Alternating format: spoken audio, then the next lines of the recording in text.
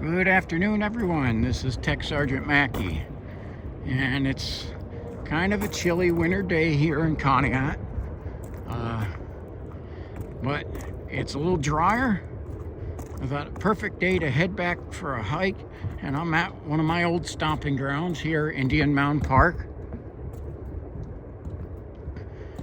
It's one of my favorite places to go a lot because of the long history I've had with this place. When I started out there in the parking lot, that was where the old Johnson's farmhouse was. That used to be farm in a cornfield, and I'll even turn around to show you here. Over here used to be a cornfield, and up here used to be where the house was. Now I got a couple crows following me already. It seems to be a common theme when I'm going through the woods. I'll have crows following me, telling everything I'm around, so I'm not expecting to see much in the way of wildlife because they all know I'm coming. So a couple little things about Indian Mound Park. Again, this part over here that I'm facing has been forest and woods right up going up to the river for as long as I've been alive, 50 years. Okay, and probably back before that. But the other side over there, going up to, and you can see where the mound is, this farm was farmland that went up to the base of the mound.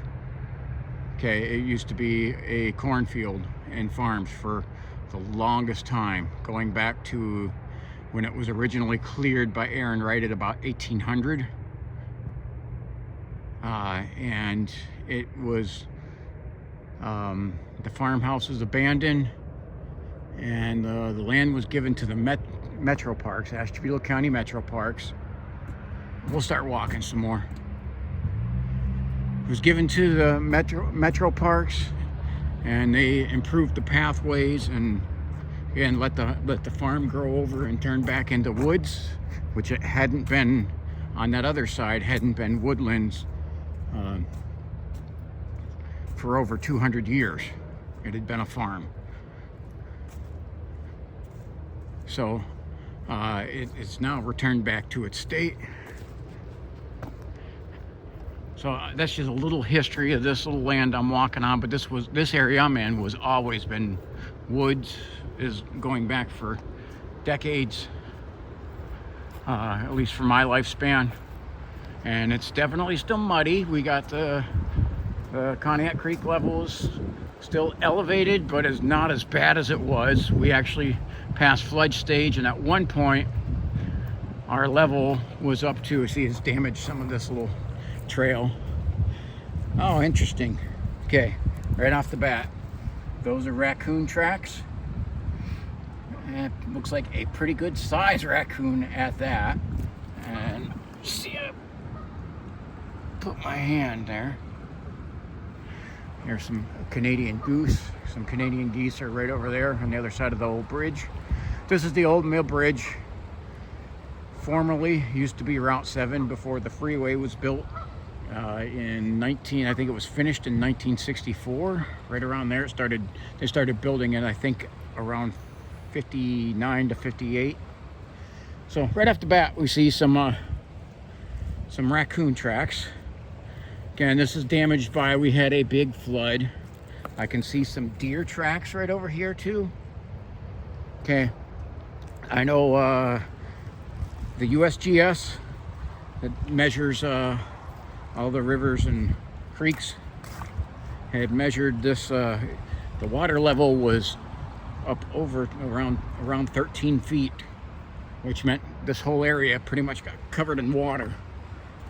So, but it's subsided down, and I believe it's running at about an average depth of around 4 to 5 feet. So trail's muddy. Over here is where the illegal dig site is, but I doubt there's much in the way going on over there, especially with the cold weather that we've been having. It freezes the ground up. But as you can see, there's still some of these ice chunks when the water level was up here. So you can see that the water level was up here and then froze over. And it looks like we'll have some ice chunks to maneuver around here on the path. And this is why I wanted to come down here, and just because I've done these hikes all throughout the different seasons here, that you see how things change along the season. Oh boy, man, I have a glacier in front of me. Holy crap. So I did see one other car in the parking lot and one other one on the side. There's another parking lot that's not owned by the Metro Park, and there's one car there that it might be in this area. Jeez almighty. So this is icy area, and it's muddy. I do got the mucks on for this. Yep, I'm still gonna have muddy pants. That ice is not all that solid. So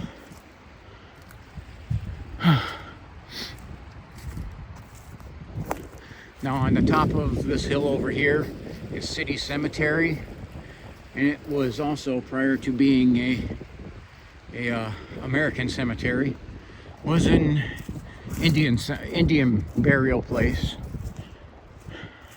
All along this area, giants were found.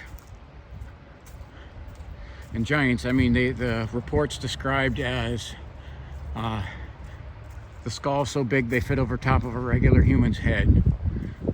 That's documented by many historians on that. So this puts kind of a mystique to the place with its long history of humans. And I'm not even sure if you say the giants, maybe they were human, maybe they were only part human, I don't know. I know people today, like people especially in America, tend to look and grade history upon the time period that they're in, with the things that we have now and understanding that we have now, they didn't have then. Now look at this, I got an ice field on this pathway. And looks like it ate away at the bank here a little bit. But I got a ice field now.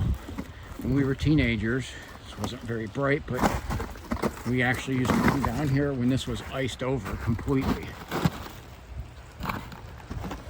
So this is kind of a rugged hike because this is slippery, and it's like they're in pieces and they're definitely moving and melting. So they're not very stable. So I really don't have a stable foothold through here. So probably not gonna see any other people down here through this, because this is kind of a rough hike.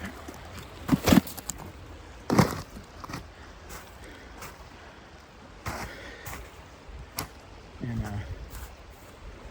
I went over to the side towards the bank, and I probably should have went in over there. So I think that's what I'm going to try to do, if I can. Oh, look, this is all very unstable.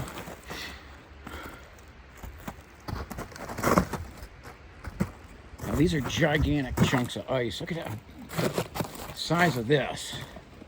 Just put how small my foot. It looks like a stone, but that's just a chunk of ice.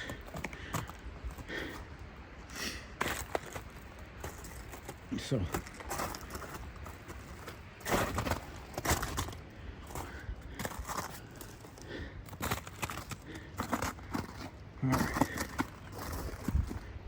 yeah, I make my way over to where I got a little bit more stable a footing, because the pathway is covered with this. But this is like, this turns into, as you can see, where the kind of like the hill, like a little ridge line there, is because that's where the ice flows, will flow down through here. Now I'm looking here, and that looks like some type of a footprint, but I can't tell what. It doesn't have markings on it. This one definitely looks like a human footprint, so someone else has been back here. I see some deer prints.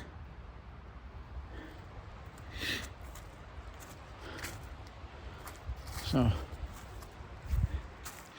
the human prints are the ones that concern me more. Again, there's many dangerous things in the woods here. From bear to cougar, bobcat, wolves and coyotes, they're all here. Okay. And the most dangerous thing you will find in the woods is, without a doubt, other people. Okay. That's always why I always prepare, hoping that I never need to use it, but I'm always prepared for self-defense and defense of a third person. Now, one of the things I've always said on my channel is I'm open for criticism. And now I do have Facebook, which is a recent ad for me because I'm not really a big fan of it. But I've added that. I have True Social, MeWe, and so I have Facebook as well. So 3 social media sites that I connect these videos to, and I get comments on different sites about these, which I've asked people do. Put your input in. I listen. And unfortunately, I get people of various political beliefs. And so I do want to address a couple things. Somebody asked, why do you always have to carry a gun? Are you scared? Inferring that carrying a gun means I'm a coward. Okay. It's actually far from the truth. I'm a 4-time combat veteran. Retired from the Air Force now. Retired corrections officer. Okay. I did a lot of dangerous stuff. Okay. And I was actually described as somebody who had a distinct lack of fear. And I wouldn't describe myself as that. I just was somebody with great faith in my God. Okay, this is interesting. This big tree, just got eroded away from the river during some of the floods. So this is a recent fall. This was not like this the last time I was down here. As you can see, somebody threw a tire down here and it got buried down there. These ice flow floods will push stuff all along down here, knock down trees, changes the shoreline every year. Now, I gotta show you this, because inland, that's all the ice fields from the flood. It flooded and froze over. So this is the pathway. Before there, I was able to go inland just a little bit and get around this. You see, there's no getting around this. So I'm gonna push through. I'm gonna try to get through it. You guys will stick with me. I'm gonna try to make it through. This is definitely not very solid footing, so if I fall, I apologize, and trust me, it'll hurt me worse than you. So anyway,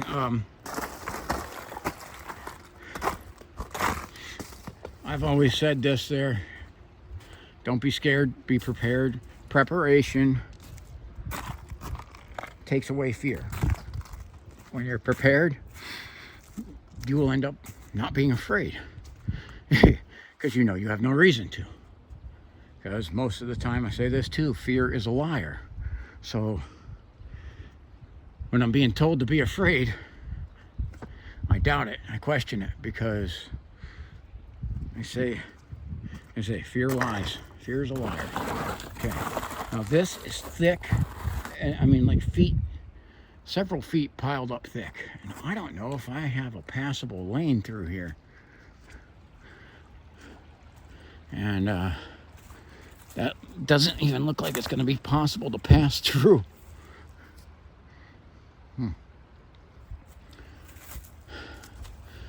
So it looks like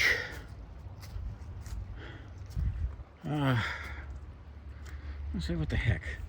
Let me try. and climb over it. Mr. Crow is still following me, telling everyone exactly what my move is. This is thick, and I don't know if I can make it through that.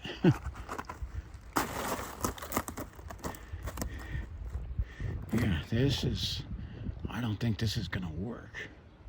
I'm gonna probably have to turn around because it doesn't look like it's piled up this thick all the way through here. So I guess I'm gonna have to kind of cut this shorter than what I would like.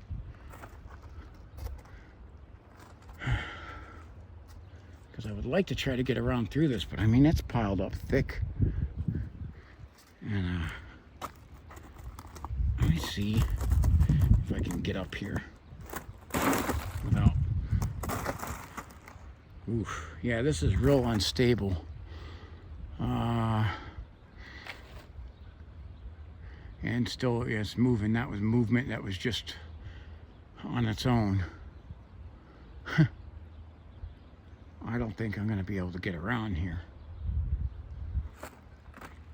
So I'm going to have to turn back.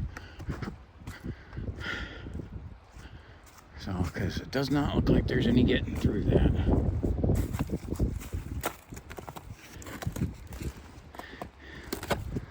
So what I was talking about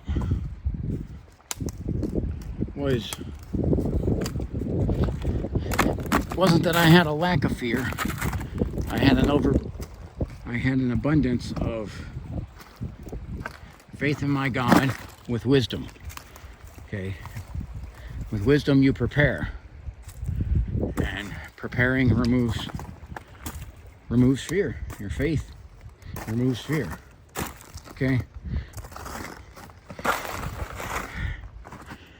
I carry a gun for what I'll give you is a few reasons. Okay. Okay. As I have sworn an oath to support and defend the Constitution of the United States. It's my belief that that document was God inspired. Okay, it was unquestionably written off of Judeo-Christian writings, which that would be the Torah in the Bible. Okay.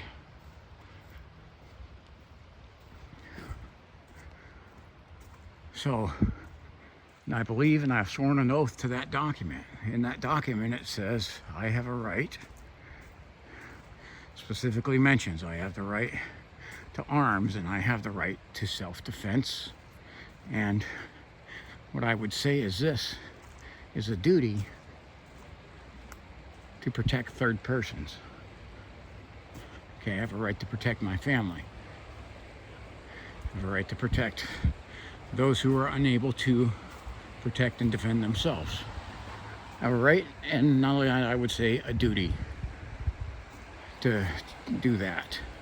That's one of the reasons I carry. Now, another thing I'll say is,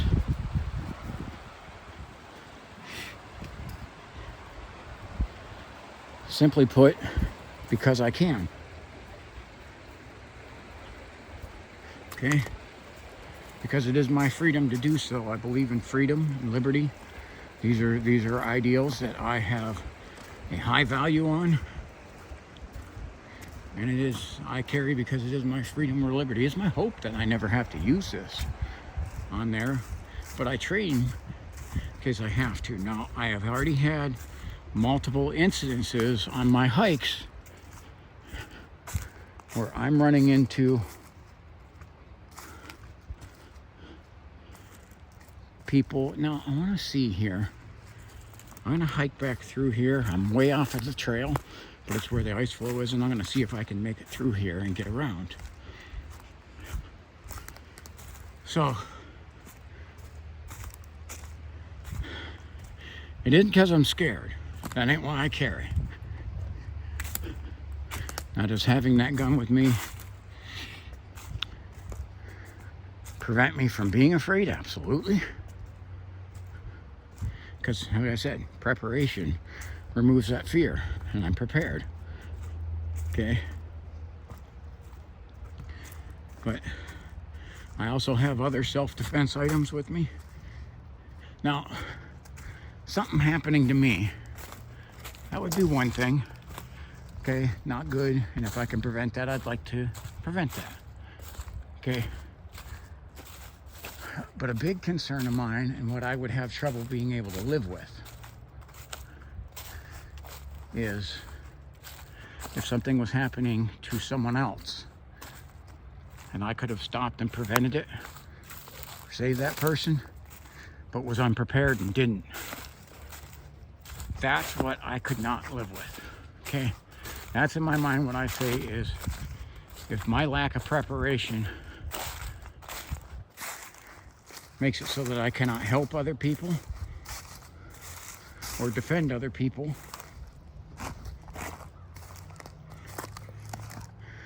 and someone else ends up getting hurt because I was unprepared, that's the things I can't live with. That's what I don't want to have to live with. It's my hope that I don't ever have to. I hope for the best and prepare for the worst. It's always the motto to go by. Because if you prepare for the worst and the worst doesn't happen, you have nothing.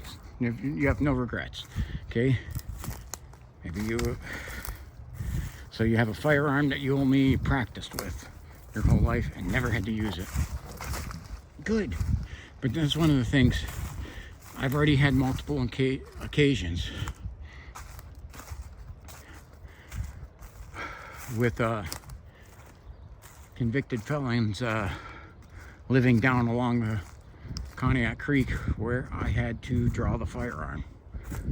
Okay, I didn't have to use it, but the fact that I had it, or that I was open carrying it, prevented the situation. Okay, prevented things from getting worse. So I can literally say at least 3 different times me having the gun prevented an altercation. Okay, now I'm actually following, this is along a game trail, and I'm looking and I'm seeing that is some sort of, looks like that might be a raccoon track. But I think actually, you know what? That looks canine. So there is also definitely deer using this. If the animals figure out a way around that ice. So if they're heading this way, then I must be going in the right way too. Now it's whether I can make it through this. So again, the animals made the trail for me. They show me the way around. This is a game trail.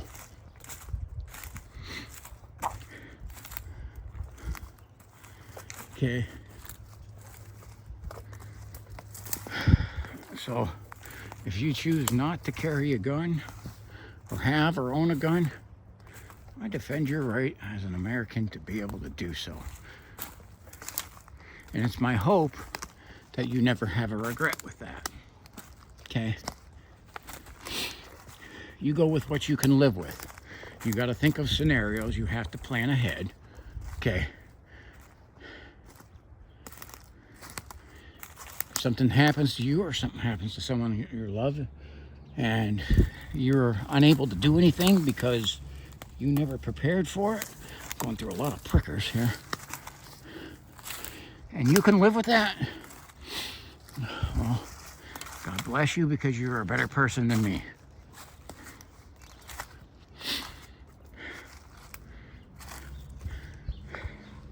I'm having to like climb over stuff here. If I can, this is slippery.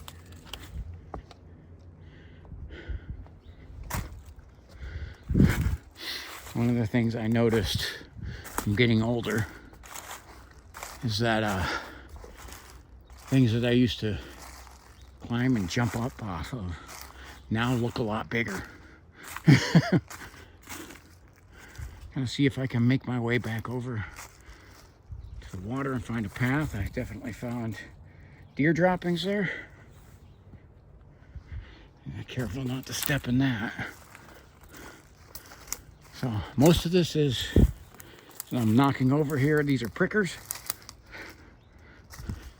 thorn bushes.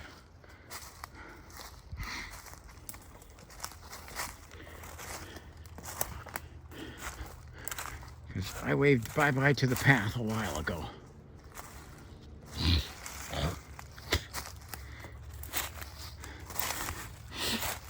So again, this is definitely an interesting hike here with what I'm walking through to find my way around the ice flows.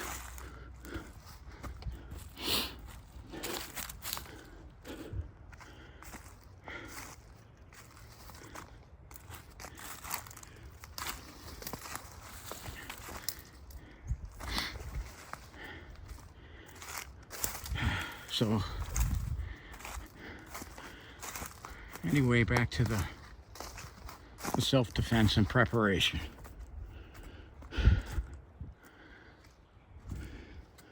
What I have been through, I've had to deal with the worst of humans. So I know what people are capable of. And if you don't have to find that out, then I have to find it out firsthand, then good. It's not fun to find that out and see it firsthand. I found my way back up by the ice flows.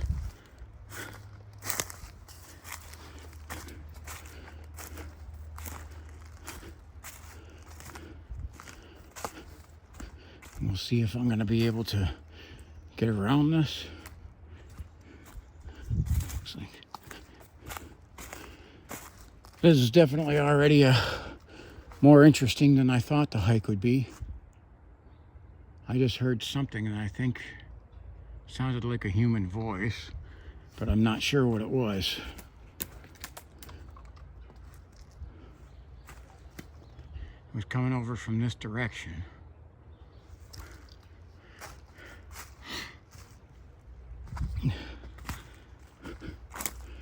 So another thing I got the accusation of is my reason for hiking. Now, I was on an episode of Sasquatch Chronicles. I had a sighting of something unknown that I will not speculate what it was because, again, I don't know what it was. But I got accused of, I go out hiking because I think I'm looking for Bigfoot. No, that is not my reason for going out in the woods. Okay, I do like to see what nature and wildlife is here. Now I've run across a whole lot of different things. Again, homeless convicted felons. Different types of wildlife. And I'm looking to show, I say, what you'll see in the woods. And just the beauty of nature. Now here's where this is a little ice pond. And it's up. I can see we definitely got our Canadian geese tracks, and looks like raccoon. This is slippery, muddy. There's some more raccoon tracks. So the coonies aren't hibernated. Again, we've had a pretty mild winter.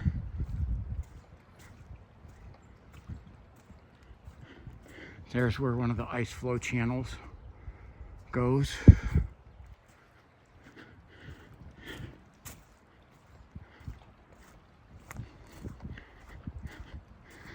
I actually can't believe I made it this far. It definitely wasn't easy. But this is kind of the ground is soft and muddy. And so you can see the animal prints very well. And I can see it does not appear any people have made it over here recently. And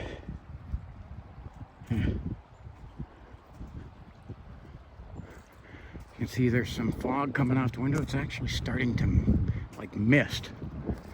I can tell you the Weather Channel did not say that this would happen. But my glasses are actually covered in the mist and I can feel it hitting my face. Okay, this is where the part where I make the bend, where I start to turn away from the water and head into the woods.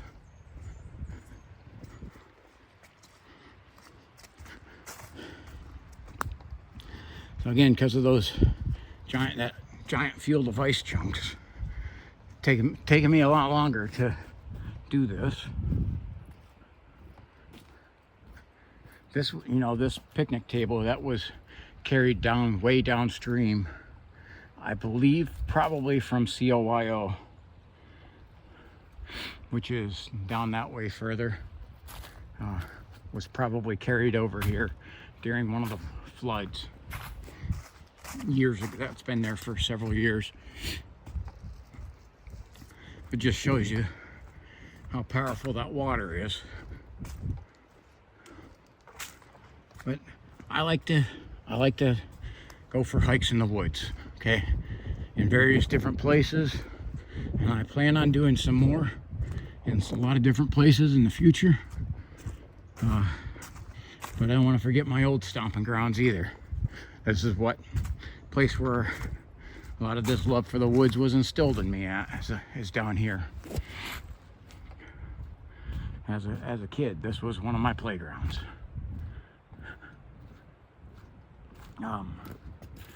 So I'm not looking for anything in particular. I'm not in search of. I am not Leonard Nimoy, and I am not in search of. Okay, whatever I find, I'll find, and whatever I see, I'll just tell you the truth on it. I don't feel the need to lie or embellish or make up, because that doesn't get me anywhere. I've served in 2 career fields that required the highest degree of integrity, and that's because that's who I am. And that's why I was successful with those jobs.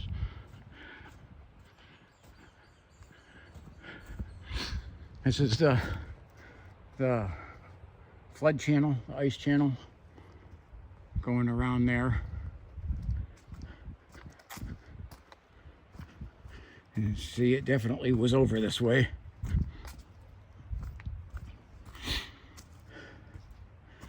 That was some pretty nasty weather when the water was up this high, and I didn't feel like coming out in that kind of weather to try to make my way down here, because it looks like it would have been even worse footing than it is today. But see, with a little bit of pathfinding, I made it around all the obstacles, made it back over to a clear part of the path, and get to continue my hike. So we got some fog that's settling in the valley. I can tell you, I live up on the would be on the north side of the Cognac Creek, just up on top of the ridge, not far from here. And it was not foggy up there. This fog is like exclusive to the river valley. Just a little bit of, okay, this is my pathway. And look at, we got this is new. That tree fell. I'm gonna see if I can find an easier way around it.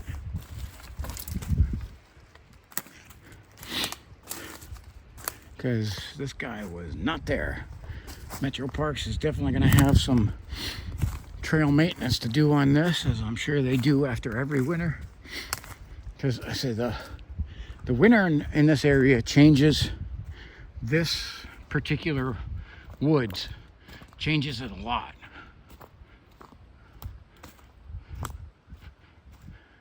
And it's interesting, like these gigantic stones, to think that it's water that moved them here. Okay, now this fog is like kind of like heavily rolled in on me, and I cannot see from here, I cannot see the other side. The other side of the creek would be a COIO and is no longer visible. Fog's thickened up. And it's moving through the woods here. As you can see, there's one of the arrowhead points of the Indian Mound right over there.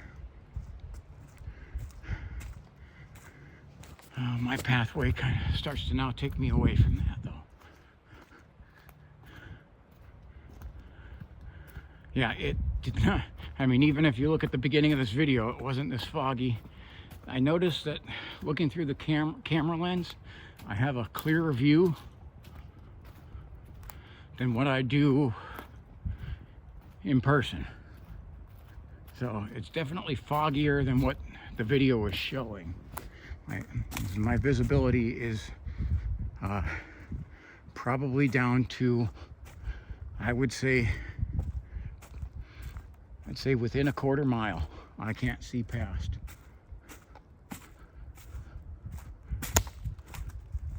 So this is something I want to show you guys that looks really interesting. Look at this tangled mess over here. I hear Mr. Crow telling everyone I'm here.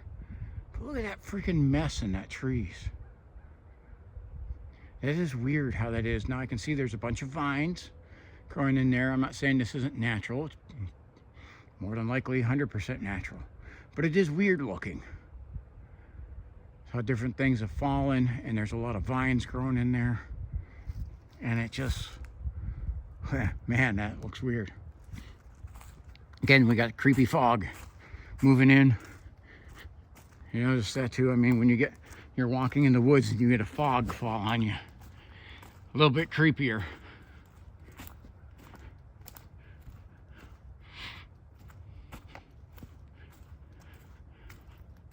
So as I'm on the part of the pathway here, I'm now going, this side used to be cornfield. This side was always the forest. And as you can see, there is, that's just another whole little mess that is just all the tree falls and vines back there. And that's thick.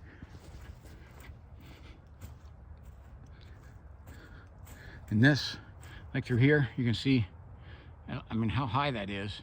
That is all thorn bushes. That does not look, that would not look fun to have to try to walk through. I don't think you'd make it that far.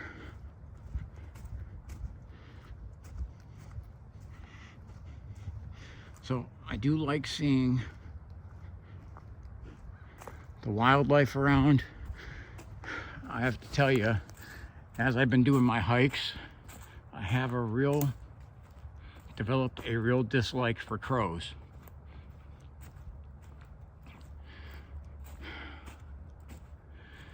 All since I started doing my hikes, I've noticed I've had here off the state road, in Hog's Back, several different areas I went to walk. I have crows that will follow me and alert the whole woods that I'm here.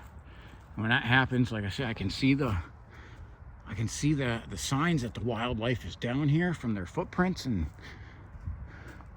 other things there, but won't see the wildlife at all. And that'll be because Mr. Crow is telling everybody predator in the woods. Although I'm not there to hurt any of the animals. That's the warning he's given off.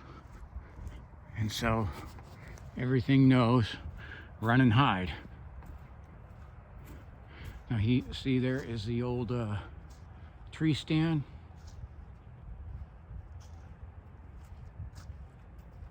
Where the old property owners, Johnson, used to do like probably bow hunting. I think they did,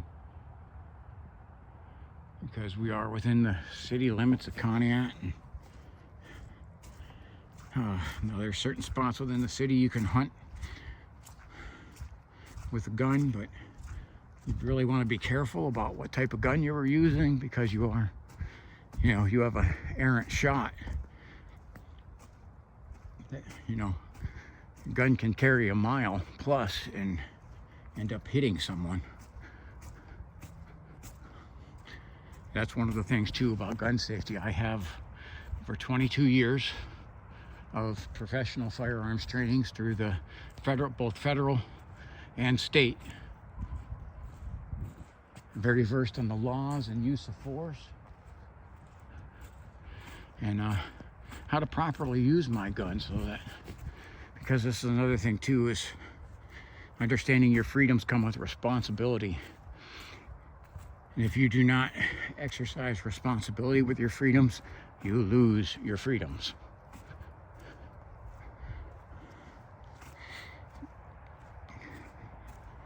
So if you do not know, if you do not train with it and you do not study, your firearm can not only be worthless, it can be a danger. It could be a danger to yourself or the people you're trying to protect.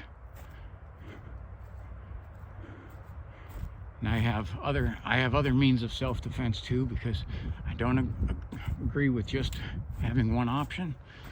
Always in my jobs, the more options I had, the better. So that's why I am carrying pepper spray with me. Also carrying a knife. Knives are just, they're handy for a lot of different reasons. Pepper spray, and I'm even going to show you this. This is what I carry, and then you can see it's worn a little bit because I carry it a lot, but it's still pretty new. Okay. Saber. Okay. I've had to use this stuff in my career. I've been hit with it. I've been hit with probably a stronger batch than what I have there. To be able to use the pepper spray to get certified with it meant I had to get sprayed with it. I also been sprayed with another brand called Fox, which was a lot stronger than the Saber one, but both were very effective. And that's why I carry that, is because that's very effective if used properly, and it's got to be in the right conditions. Pepper spray, you always have the risk of the wind, temperature, and moisture in the air affect pepper spray. And actually, I have it with me anyway. It's for an option, but it wouldn't, for the most part, during this kind of weather, it's not real effective. And that's usually not one of my first options, because that can blow right back on me. Knife is great to have as opposed to nothing. However, knives are up close and personal, and I would rather keep people at a distance, and that's what that firearm does. It's not only distance, it's power. All right, I finished my little hike, and I'm back up to the parking lot and over by the little signs stating some of the historical facts of this area, which are very interesting. Again, this is one of my favorite places to go. I highly recommend coming down here, checking this out, walking these paths. Okay, this is a very historic area. This is where the Indian Mound was, and as you can see on this one, this talks about the giants, so I'm not making that up. It's not conspiracy theory.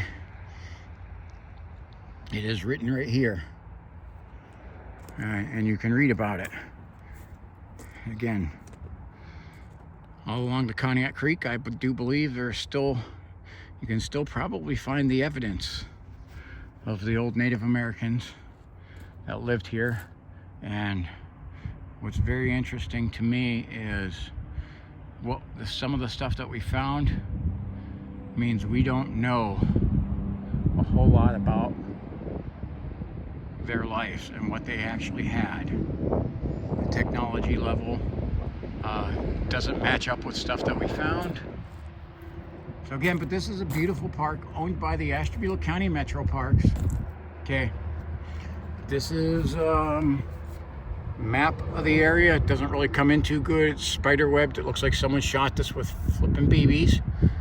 Okay, again, most dangerous thing you will come across in other woods, okay, is people. Okay, so, but I highly advise checking this out. The other Ashtabula County is filled with a lot of different Metro Parks areas, and they do a great job in putting pathways for you. And so they have 8 listed on here. They have other properties that they have in plans of improving. I hope you watch this all the way to the end. This was definitely a great adventure, and I'll close looking into the foggy, creepy woods. Thank you for taking this walk with me. God bless you and have a wonderful day. Remember, stay prepared. Be prepared, don't be scared. All right, God bless you.